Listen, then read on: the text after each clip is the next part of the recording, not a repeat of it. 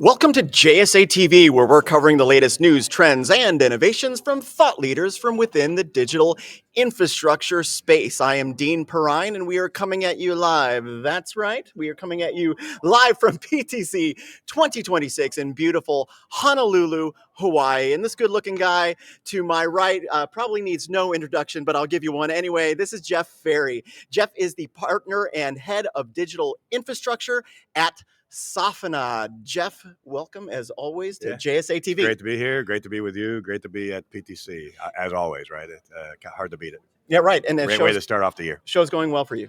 Fantastic. It's a lot of good meetings. As I just talked to you, I have a set schedule, and then I have like probably 30 10-minute meetings in which I bump into this person and that person. So it's a great place. I mean, as you can see, it's been very active. Right. I think their attendance is up like 35% is what I heard last. And that's just the registered attendance. There's a lot of other people hanging around the edges and fringes. So very active, very, like fantastic conversations, right? I mean, it's just a great place to start off the year.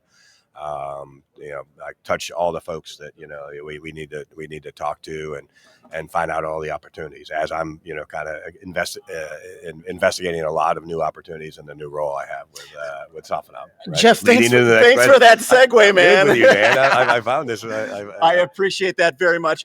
So, Jeff, you are in fact in a new role. But before we get into that, why don't you tell our viewers a little bit about your past experience, where you're coming from, and then we'll jump right into that new role. Yeah, it's great. So for a long time I was at Goldman Sachs in their specialty lending group. I focused on almost the entire time I was there, probably since 2004, in the TMT space, but specifically in digital and in data centers, right? And so we were lending to and investing in data centers before it was cool. Way before it was cool. And so in a lot of things in the U.S. that we expanded. Beyond the U.S. and the borders, we were, in Canada, we were in Australia, we had a lot of Europe, we had a platform in Moscow.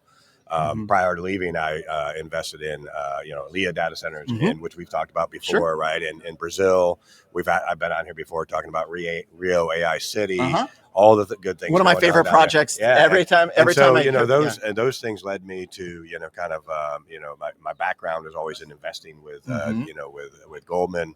I left Goldman 3 years ago, but then I continued in the industry, still working with ALEA, working on other projects with other teams around the world. And so domestically, a lot of land and power, stuff that's going on in the U.S.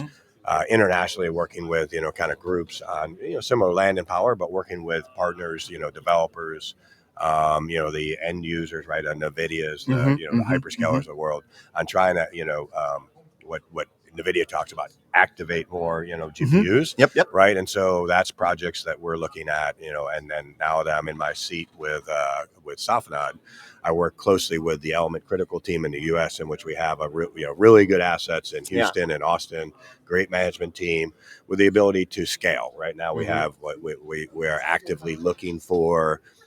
A lot of new assets, right? And so new opportunities in the enterprise co-location space that can grow into, the neo clouds and local, kind of cloud, regions that we expect to happen, right? Which I think we all expect inference to be the next wave, where it's like, 10, 20 megawatts in a region. It's got to be more, kind of latency sensitive.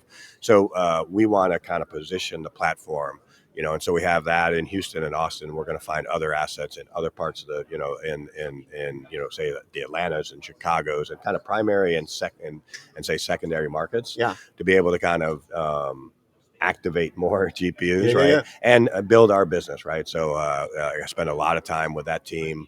You're going to have Ken on next, probably talk more about EC. And then we can talk about the industry, right? And then I'm looking at, for Safanad, we're going to be looking at international opportunities, right? Safanad is KSA, Saudi Arabia based. We have offices in Riyadh, we have offices in Dubai and New York. And, we're going to start looking for things that fit, a certain schematic. And so, certainly KSA, the Middle East region is going to be a target.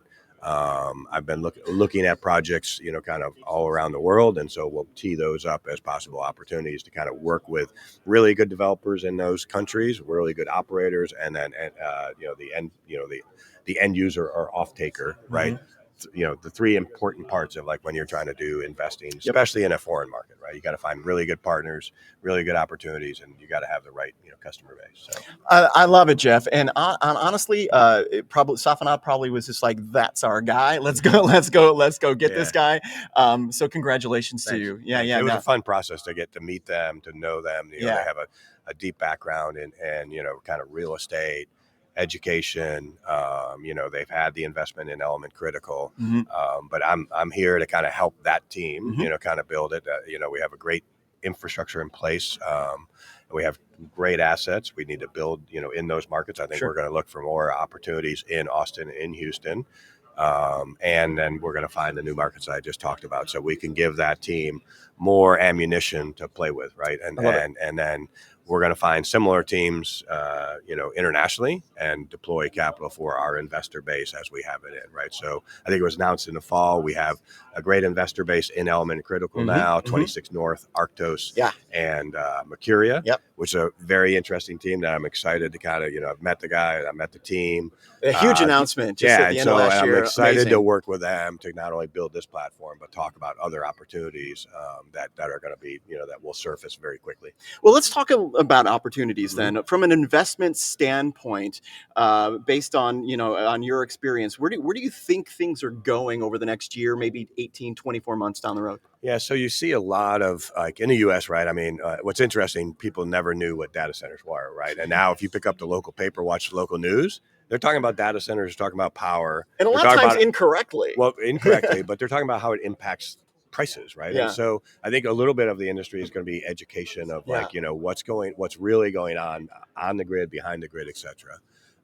That's more PR stuff, right? But from an investing standpoint, there are still opportunities in the U.S. to kind of expand, reposition assets and make sure we can still grow, right? So my focus is I want to see markets that we can buy, maybe existing assets with enterprise customers, sell leasebacks, situations that we can get involved in. But we want those situations to be where we can grow that platform, right? So we have land or adjacent land, or we have other opportunities to grow power. Power is the number one question today, right? How much, how soon, how can I access, and what does it cost, right? And so, as I talked about with, like Rio AI City, right? That's like a home run for Aaliyah, where I'm on the board, because they found all those things, right? Great city, great connectivity, plenty of land, plenty of power, the right partners, and so that project is, exciting. But there's going to be other projects like that all around the world, right? I've found, and I've worked on projects. Paraguay is interesting, right? We don't have a customer base that wants to go there, but very cheap power, tons of power, right? And so I think you're going to find these pockets of available power, and in stable environments, stable economies where, but ultimately it doesn't really matter if I find that. The customer base has to be wanting to go there, right? For sure. I can find cheap power and stuff, but if they don't want to go in, certain areas, then I can't force that issue, right? I have to be reactive and I want to be proactive, but in most cases you have to be reactive to what they want, where they want to be, right? 100%. But you have to be, you have to have it teed up. You have to be ready to go. And so the plenty of power is the issue. Yeah. So that's the goal, right? We want to position the EC platform in the U.S. to be reactive to the customer requests and the customer need, to be able to grow more in Houston, grow more in Austin, grow more in other markets, and acquire new customers that want that same capability in Chicago, in Atlanta, in Minneapolis, in wherever, right? I don't have a pin board of saying I need to be there, and there. I need to be where my customer wants to be, or where I think there's plenty of capacity and capabilities. And so we, the team, Steve, Ken, Shane, the sales team, we take our direction from the customer base, right? We don't just say, hey, here's my list, right? And because they're going to say, yeah, I'm not interested, right? So they spend a great deal of time with the team, with the customer base, and it's a collaborative sales process, right? That same thing's happening around the world, right? I can't force people to go in Paraguay, or I can't force people to go in Brazil, or I can't force people to go like other projects, Vietnam, Malaysia. But if that India, critical mass of customers are there, it will be, right? I've worked on projects, and the things I'm going to be working on at Safanad, right, internationally, will be things I've been working on throughout this time, where I've built relationships where we know the players, right? You have to, and once I talked about it before, right? You have to have a local player and a very credible, trustworthy, dependable like local player, like we have in Aaliyah with Alessandro and his team, right? Sure. Fantastic management team, great people. And that's why that's going to be successful, right? We have to replicate that thing. I want to replicate that in 3 or 4 other markets internationally, start a platform, find good local partners, find good off-takers, and build a platform. So let's talk about that customer. I know we're going to just go off script here, but I always go off script. It's been a while. We've done this 2 or 3 times. Yeah.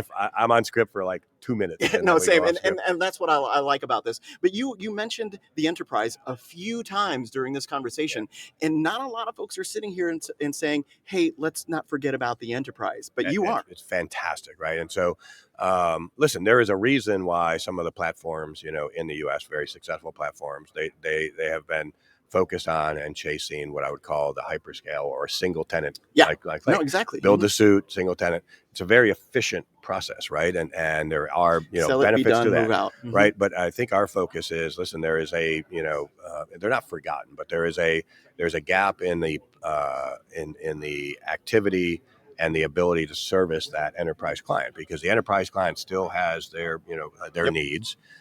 We expect that over time, and we have some customers that need will be AI focused, right? So it's not like every AI, and GPU is going to be going into a Microsoft or Amazon or Google or Neo Cloud facility and then being used, right? And so over time, those big corporate users, right? Big energy users, big governments, big thing, they're going to then be able to acquire GPUs and acquire high-end compute, right? Or they're going to need storage, and they're going to need something to be able to compute, or just someone to say, this is how it works. Right. And so those companies will still want to maintain control over, banks want to maintain control over their assets, right? Governments want to maintain. Now, they don't want to own data centers. Like before, banks would own data centers, government. Like I think it's transitioned to where they don't want to necessarily own the real estate or own the digital infrastructure, but they want control over their assets, right? And so that's what the team is focused on. We have very good clients. We're developing new clients. And those clients are going to help grow the business and help, and the customer base that is like AI focused and some of the software companies, they actually want that collection of, customers, right? So we're going to be able to kind of like position that and then say, listen, cloud, like look at the customer base I have in Chicago or I have it now in Houston and Austin.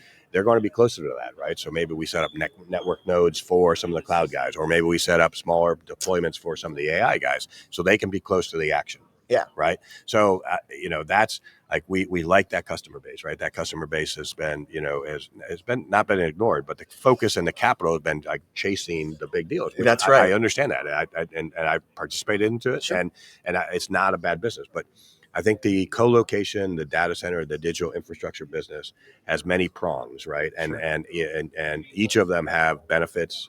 And I think we want to pursue those benefits. We want to invest in it, and we want to be able to deliver that, kind of to our customer base and grow that customer base. Jeff, it is always a pleasure to see you, man. Fun. It's always good to be here. You guys do a great job, great team, and so look forward to probably our next conversation someplace soon. I do too, Jeff. Thanks so much, and congratulations to you. Yeah. Thanks. And thank you, viewers, for watching JSA TV. We'll see you real soon. Thanks.